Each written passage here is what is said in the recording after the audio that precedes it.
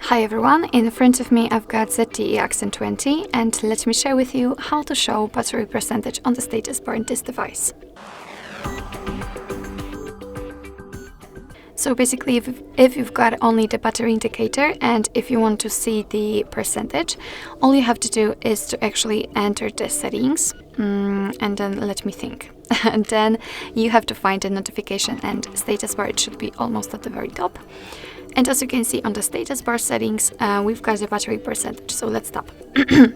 We've got 3 different options. So probably if you've got only the battery indicator, you've got only this one option applied. You can display it next to the battery icon, just like I have, or inside the battery icon right here. So from now on, you will be able to check the exact percentage of the usage of the battery. So basically that's all. This is how to show battery percentage on the status bar in your ZTE Axon 20.